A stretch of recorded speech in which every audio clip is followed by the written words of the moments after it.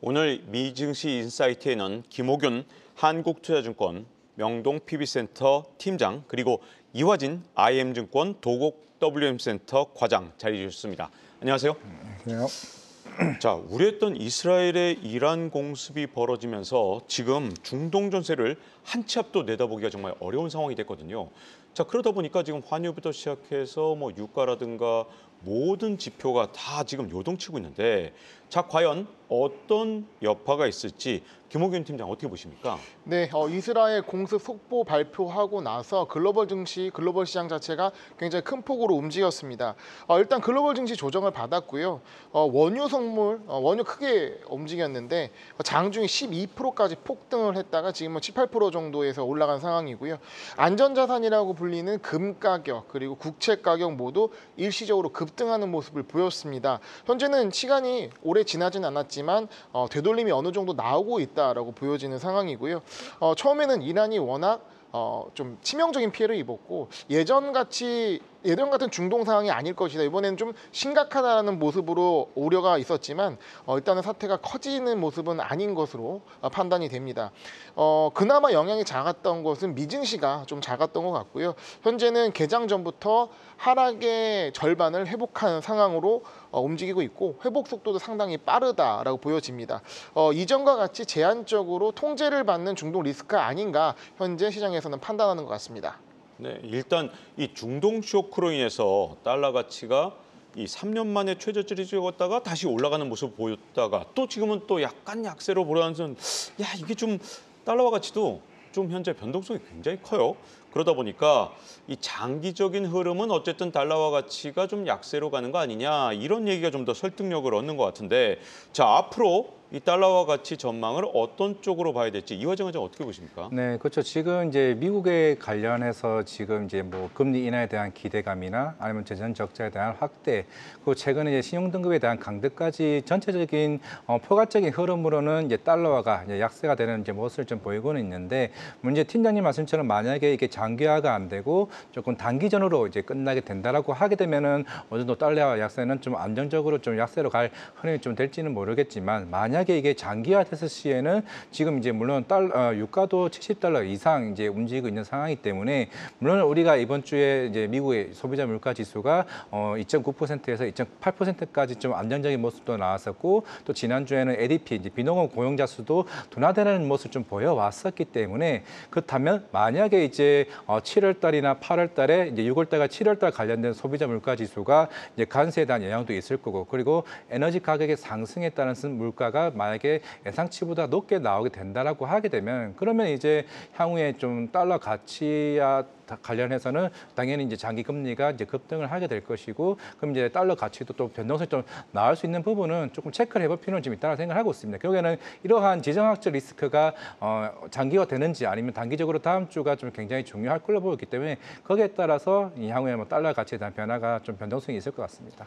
네, 이화정 의장 하나 말씀해 주신 게 있는데, 물가에 대해서 말씀하시면서 지금 5월 달에 물가가 관세가 부과된 다음에 물가 지표인데도 불구하고 상당히 안정적으로 나왔거든요. 네. 자, 그럼에도 불구하고 아직도 물가가 올라갈 수 있는 그런 가능성이 있다고 보시는 건지 좀 궁금해지는데요. 물론 이번 이제 물가에서도 신차나 중고차 가격이 어느 정도 둔화되는 좀 모습을 보여왔는데, 물론 일각에서 보는 거는 실제적으로 이제 관세가 부과하게 됐고, 지금 자동차 이제 OEM 업체들과 관련해서 가격 전이가 아직까지 일어나지 않았다는 얘기도 하나둘씩 좀 나오는 것 같습니다. 그래서 이제 시장에서 보는 거는 일단은 물론 이제 JP모건의 제이미 다이먼 CEO도 마찬가지겠지만은 적어도 6월과 특히 9월까지는 좀 관세에 대한 영향을 조금은 체크를 해볼 필요가 있다라고 좀 얘기를 하는 부분이 좀 아직까지는 이번 CPI와 관련해서는 너무 단기적으로 좀 시장에서 예측을 하는 것 같다라는 좀 측면도 좀 없지 않아 좀 있는 좀 상황이기 때문에, 물론 이번에도 철강 관세 여부도 조금 50% 부과도 좀 되어 부분이 있기 때문에 적어도 6월이나 7월 지표는 좀 체크를 좀 해보는 게 좀 맞지는 않을까 생각을 하고 있습니다. 네, 이번에는 미국 국채 시장도 좀 짚어볼까 하는데요. 자, 이번 주에 발표된 이 5월의 소비자 물가 그리고 생산자 물가가 어쨌든 예상치보다는 하회를 하면서 국채 금리가 하락을 했습니다. 자, 그리고 30년물 입찰도 견조한 수요를 보였는데, 자, 그러면 이제 미국 국채에 대한 불안감이 해소된 건지 아니면 아직도 남아 있는지 김홍균 부장은 어떻게 보십니까? 네, 지난주는 이제 고용 지표가 나왔었죠. 그런데 ADP는 좀 안 좋게 나왔고 또 졸츠나 고용 보고서는 좋게 나왔습니다. 좀 일관적이지 않아서 시장이 좀 갈피를 못 잡았는데 이번 주에 나왔던 물가 지표는 일관적으로 좋게 나왔습니다. 좋게 나왔다는 것은 이 관세 압박에도 불구하고 물가 압력이 없이 물가가 좀 안정화되는 모습으로 나왔거든요. 그런데 시장은 오히려 하락한 모습이 나왔습니다. 근데 이게 더 중요한 것은 그러면 CPI가 잘 나온 것이 증시를 하락했나? 이렇게 오해하실 수가 있는데 그렇지 않고 실제 CPI 발표 때는 발표 직후에 잘 나오고 나서 증시가 올랐습니다. 올라갔다가 어떻게 보면은 최근에 좀 증시가 강하게 올라왔기 때문에 재료 소진발 이제 하락처럼 조정이 나온 것이고 이것이 물가가 잡혔는데 CPI가 잘 나와서 증시가 하락했다 이렇게 보시면 좀 오해할 수가 있는 거죠. 그리고 다음날 PPI 같은 경우도 잘 나왔지만 증시는 중동 이슈에 좀 덮이면서 하락을 했던 거고요. 그래서 물가는 증시에는 좀 긍정적인 상황이고 이 금리 인하 가능성을 좀 높이는 방향으로 작용했다고 보여지는 것이고요. 그리고 최근에 보게 되면 국채 일찰 결과가 잘 나왔고요. 그리고 지금 중동발 리스크 때문에 안전자 선호 때문에 국채 가격이 또 오르고 있는 상황에서 금리가 조금 안정화되는 모습이 나옵니다. 그래서 어떻게 보면 일각에서는 이 채권 자경단 얘기도 있고 그리고 미국 그 재정 건전성 문제도 있고 금리가 올라가는 방향으로 얘기는 하고 있지만 실제 상당히 상방을 누르는 금리 하방에 대한 힘 자체가 좀 살아있다라고 보여지는 상황입니다. 대표적으로 그거는 어떻게 보면 트럼프 행정부의 스테이블 코인 정책 같은 것들이 이 국채된 수요를 자극하면서 이게 단기물이라 하더라도 단기물이 소진되면 장기물도 같이 매수가 올라가기 때문에 그런 작용들이 어떻게 보면 금리를 좀 안정화시키려는 힘으로 작용하지 않나 생각하고 있습니다. 네. 또 마침 스테이블 코인 얘기를 하셔서 자, 미국 재무부 장관 베센트 재무부 장관이 미국 국채로 뒷받침되는 이 스테이블 코인의 입법, 이게 스테이블 코인을 통한 달러 사용을 전 세계로 확대할 것이다. 이렇게 굉장히 긍정적으로 말했거든요. 그래서 시장의 전망대로 이 달러 기반의 스테이블 코인 시가총액이 과연 2조 달러를 넘어설 수 있느냐 아니냐, 지금 현재 굉장히 기대와 아직 좀 이르다 이런 얘기도 좀 있는데, 자, 이화진 과장은 어떻게 보시는지 궁금한데요. 네, 일단은 뭐 현재 스테이블 코인 관련 시가총액이 한 2,400억 달러 수준입니다. 이제 우리나라 돈으로 하게 되면 한 300조 정도 좀 시가총액을 평가를 좀 받고 있는데, 이게 전년 대비 한 2배 이상 좀 성장하는 이제 측면이 있는 상황이고, 그리고 이번 주에도 그 특히 상원에서 이제 지니어스법이 이제 상원에서 이제 통과가 되게 되면서 결국에는 달러 이제 기반으로 하고 있는 이제 스테이블 코인과 관련해서는 물론 이제 결국에는 앞으로 여러 입법 절차들이 좀 진행되긴 하겠지만은 결국에는 뭐 1대1 법적 화폐와 관련된 담보적인 의무나 그리고 기관 투자자와 같은 좀 정책적인 부분도 어느 정도 좀 기여되는 부분이 있어야 될 것 같습니다. 그건 뭐 비트코인도 마찬가지처럼 제도권 진입이 굉장히 중요한 좀 필수적인 상황이라 좀 볼 수가 있을 것 같은데, 물론 지금 뭐 원화도 마찬가지겠지만 달러도 마찬가지겠고 결국에는 이런 자금 세탁 방지나 이제 연방 그 주정부와 관련된 공동 감독 관련해서 제도권 편입이 조금 굉장히 중요한 측면이 있는 상황이기 때문에 이게 절차상으로 하나둘씩 나오게 된다라고 하게 되면 결국에 국채를 충분히 대안을 할 수 있는 좀 스테이블 코인이 좀 되지 않을까 좀 생각을 하고 있습니다. 네, 이 중동발 리스크가 커질 때 안전자산 선호도가 과연 어느 쪽으로 쏠릴지 많은 분들이 관심이 좀 있을 것 같아요. 미국 국채, 달러, 금, 자, 과연 어느 쪽의 투자 전략이 좀 더 유효하냐?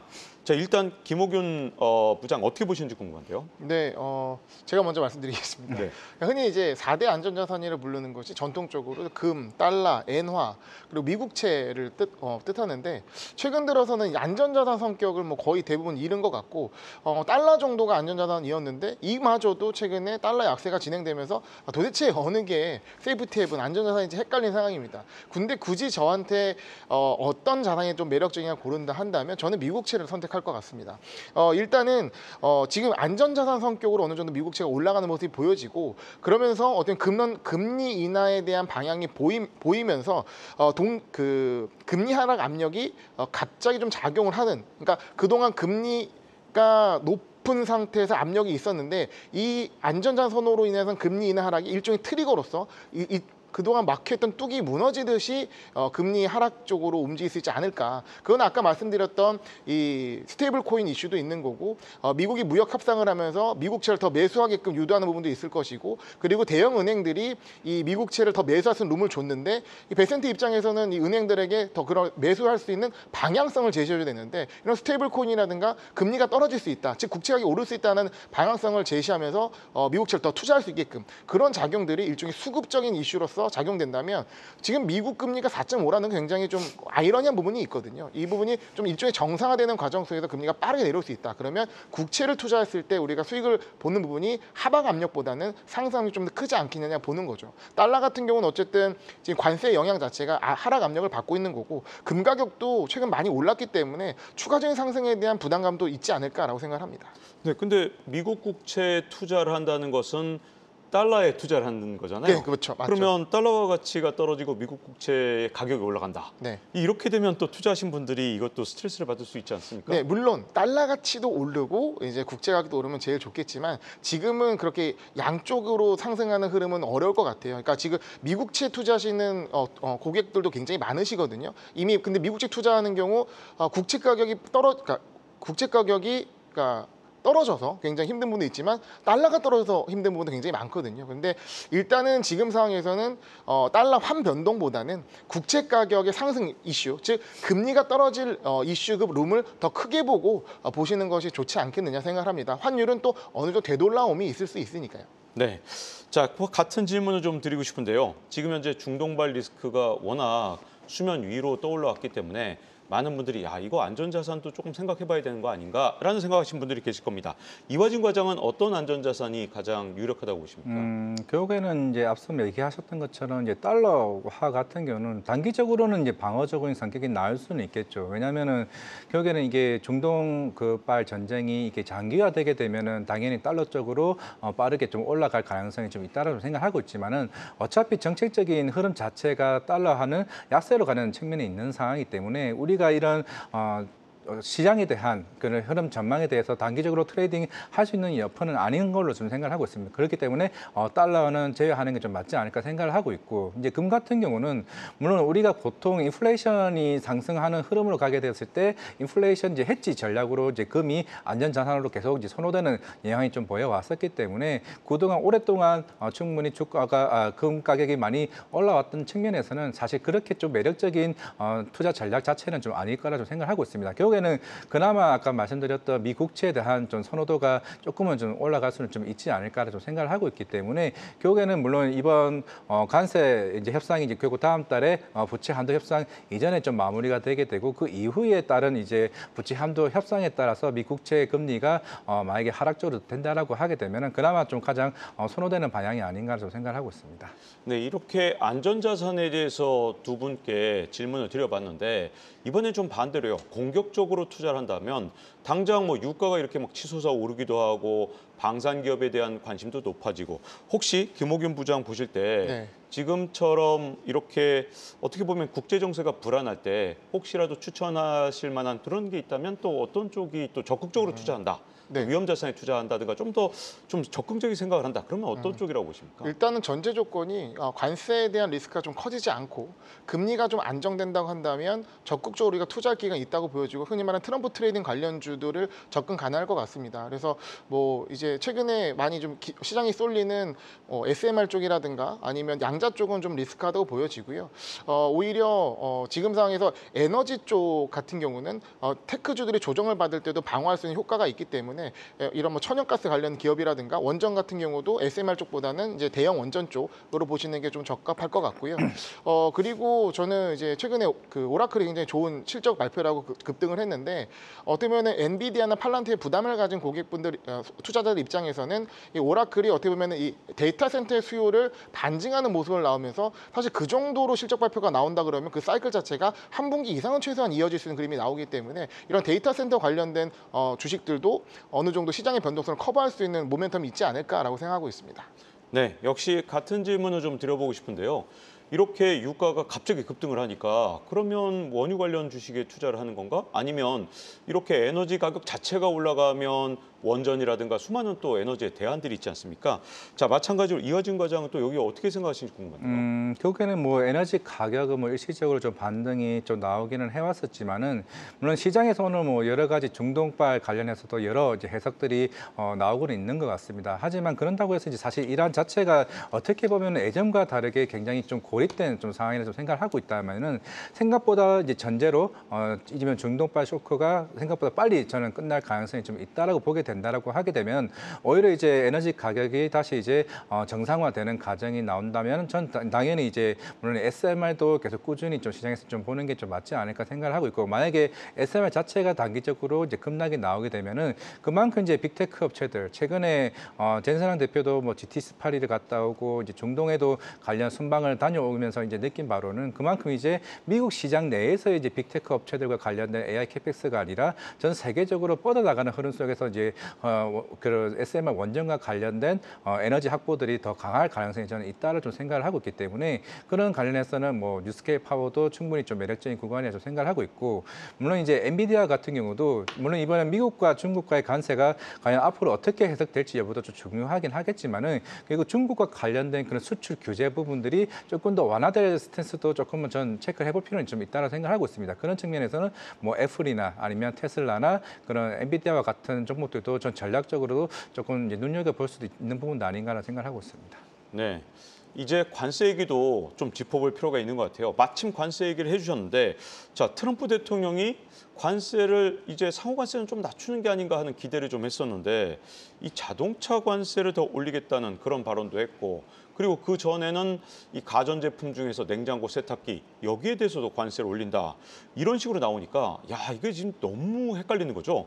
자 일단 자동차에 대해서 좀 집중적으로 좀 여쭤본다면 자 미국 자동차 빅3 기업들 주가 전망 김호균 팀장 어떻게 보십니까? 네, 최근에 뉴스가 하나 나왔습니다. 트럼프 대통령이 현재 25%인 자동차 관세를 더 추가로 올릴 수 있다. 그러니까 올린다가 아니라 올릴 수 있다라고 얘기를 했고요. 근데 이게 어떤 얘기를 하면서 같이 했냐면 미국 자동차 노동자를 보호하기 위해 일종의 뭐 표심을 잡자는 어떤 수사적 표현일 수도 있는 것이고요. 실제 이거는 올린다는 것보다는 어떤 협상을 위한 압박의 수단 같은데 지금 보시게 되면 150개 국가와 협상을 하고 있다고 하는데 영국만 체결이 됐을 거고 영국에 보면 자동차 관세가 25%로 확정이 됐습니다. 그러니까 어떻게 보면은 25%까지는 관세를 부과하는구나라고 이제 인지를 하고 있기 때문에 그러면 이 다른 국가들 특히 이제 자동차와 관련이 있는 일본, 유럽, 한국 같은 이제 나라들은 25% 정도에서 머무르겠구나. 이게 협상의 목표로 잡을 건데 그게 아니라 더 올릴 수도 있다라는. 그러니까 즉 노동자들한테 얘기하는 게 아니라 지금 협상 중인 타 국가들에게 어떤 협상 여지를 더 넓히기 위해서 제시하는 말이 아닌가 이렇게 생각하면서 그렇기 때문에 말씀하신 미국 자동차 3사의 주가는 지금 별로 움직임이 없거든요. 사실 이게 굉장히 긍정적으로 받아들인다면 3사의 주가가 크게 올라야 되는데 그렇지 않다고 보기 때문에 수사적 표현에 불과하다, 협상용이다라고 생각합니다. 네, 지금 상호 관세에 대해서는 그래도 우리가 좀 마음을 좀 놓고 있는 부분들이 조금씩 생기기 시작했는데 품목 관세로 자꾸만 트럼프 대통령이 25%였던 것도 다시 50%로 올리겠다 이런 식으로 말하다 보니까 이 관세 이슈가 결국 끝나지 않은 게 아니고 또 계속되는 게 아닌가. 이화진 과장 이 관세 이슈 우리가 계속 봐야 되는 겁니까? 아니면 관세가 주가에 영향을 미치는 거 이제 걱정을 좀 덜 해도 되는 겁니까? 어느 쪽입니까? 결국에는 그동안 이제 중국과 이번 협상을 통해서 이제 어떻게 보면은 트럼프 쪽에서 충분히 얻을 수 있는 방안에서 못 얻었기 때문에 결국 자동차 관세로 눈을 돌린 게 아닌가 좀 생각도 드는 거고 결국에는 아까 말씀드렸던 것처럼 7월 초에 이제 그런 부채 한도 협상안 이전까지는 관세 협상 물론 그 전까지는 우리가 환율에 관련해서도 그런 통합 인상 여러 부분들이 나오긴 했었지만 결국에는 이런 무역 적자를 해소하기 위해서 어느 정도 그런 숫자에 대한 방안이 나왔었는데 결국에는 자동차와 이런 가전제품 쪽에서 철강 쪽이 왜냐하면 이게 워낙 파생되는 부분이 굉장히 크고 당연히 미국에서는 이런 제조업 기반으로 된 제조업 지수들이 더 빨리 좀 일으켜줘야 결국에는 무역 적자가 어떻게 보면 해소되는 부분층이 있는 상황이기 때문에 결국에는 그런 쪽으로 갈 가능성이 있지 않을까 좀 생각을 하고 있습니다. 물론 아직 EU 협상도 좀 마무리가 되지는 않았겠지만은 결국에는 중국과 EU 협상이 생각보다 진전되지 않는 모습을 결국은 어떻게 보면 자동차나 철강 쪽으로 선회하는 방안으로 가고 있는 측면이 있기 때문에 물론 이게 추후에 더 완화적인 스탠스로 갈 가능성도 충분히 여력은 있지 않을까 좀 생각을 하고 있습니다. 네, 다음 주에는 또 FOMC가 열릴 예정이죠. 일단은 금리 동결이 좀 확정적으로 보이는 게 아니냐 이런 시장적의 전망이 있어요. 근데 이제 과연 언제부터 금리를 인하할 것이냐, 9월엔 가능한 것인지 아니면 하반기에 과연 금리가 어떻게 될 것인지 자 이화진 과장 어떻게 보십니까? 결국에 지금 이제 파월의 뭐 인플레이션 2%는 제가 봤을 때는 크게 시장에서는 의미가 좀 퇴색될 수도 있다고 생각하고 있습니다. 워낙 이제 트럼프 대통령이 또 이제 빠르게 이제 금리 인하 압박을 좀 나오고 있는 상황이고 물론 우리가 이게 결국에는 중동발 쇼크가 생각보다 이게 장기화되게 되면은 하나의 좀 변수가 될 수 있다라고 좀 생각하고 있습니다. 이제 뭐 FOMC가 다음 주에 하나 있고 7월 19일쯤에 있고 그다음에 이제 9월인데 결국에는 지금 이제 CME 패드워치 같은 경우가 9월 딱 1회만 지금 이제 50% 이상 넘는 정도의 금리 인하를 좀 보이고는 있습니다. 결국에는 이 물가 자체가 만약에 유가가 계속 올라가게 되면은 당연히 그에 대한 이제 관세에 대한 부담, 그 물가에 대한 부담이 좀 생길 수밖에 좀 없는 상황이기 때문에 당연히 다음 주에 FOMC 파월 의장이 하는 말은 지금으로서는 우리가 명확하게 아마 지금 금리 인하 관련 통화 정책에 관련해서는 명확하게 지금 답변이 말할 수가 없다라고 될 겁니다. 왜냐하면 유가가 움직였기 때문에 그럼 그런 상황이 나오게 된다면은 또 한 번 트럼프 대통령과 갈등이 더 심화될 가능성이 좀 크기 때문에 생각보다 9월도 이게 장담할 수 없는 좀 상황이 아닌가 생각을 하고 있습니다. 네, 그러고 보면 더욱더 이 예측을 하기가 정말 힘든 상황인 게 중동 전쟁이란 또 새로운 변수가 생기다 보니까 과연 올해 금리 인하가 언제쯤 가능한지 가능하긴 한 건지 여러 가지 걱정들이 나오고 있습니다. 자, 김호균 팀장은 어떻게 보십니까? 네, 말씀하신 대로 어떻게 보면 지금 유가가 거의 10% 가까이 뛰었기 때문에 유가를 누르면서 물가를 잡는 트럼프의 전략이 약간 꼬일 수 있어서 오히려 이 부분은 중동 평화를 좀 빨리 당기는 촉매제로 작용할 거로 생각이 들고요. 금리 얘기 잠깐 다시 드리면 아시겠지만 지금 6월 동결 확률은 97%고 7월은 77%입니다. 그리고 9월 인하 가능성이 57%, 즉 절반 이상은 올라가기 때문에 근데 이것도 사실 최근에 조금 올라간 거거든요. 근데 연준 위원들의 스탠스는 이보다는 좀 더 타이트한 것 같습니다. 그러니까 좀 더 지켜봐야 된다. 하드 데이터를 봐야 한다라고 하고 있고요. 근데 트럼프는 여기에 굴하지 않고 1%를 그냥 지금 당장 내려라. 문제 생기면 다시 올리면 되지 않느냐. 지금 부채 문제 너무 심각하다. 이자를 줄여야 된다. 이렇게 얘기하고 있습니다. 그리고 차기 연준 의장을 빨리 올리면서 파월을 더 압박을 하고 있는 것이죠. 근데 뭐 이런 것을 떠나더라고도 9월에 과연 이완할 걸 봤을 때 저는 가능성이 좀 높다고 봅니다. 왜냐하면 연준 위원들이 강조하는 게 6월쯤에 말한 것이 이 하드 데이터를 3개월은 봐야 된다.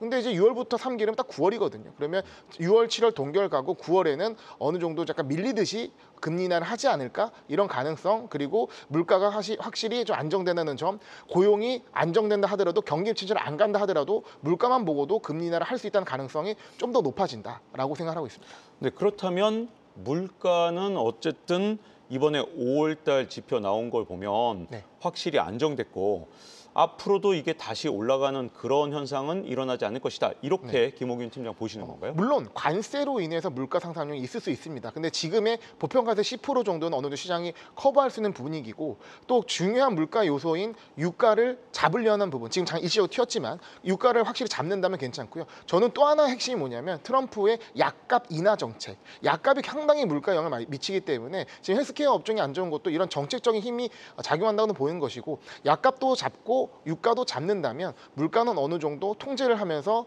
트럼프 입장에서는 금리 인하 압박을 상당히 강하게 할 수 있다. 이렇게 생각하고 있습니다. 네, 오늘 이렇게 미증시 인사이트에는요. 김호균 한국투자증권 명동 PB센터 팀장 그리고 이화진 IM증권 도곡 WM센터 과장 두 분과 함께 얘기를 나눠봤습니다. 감사합니다. 네, 감사합니다. 감사합니다.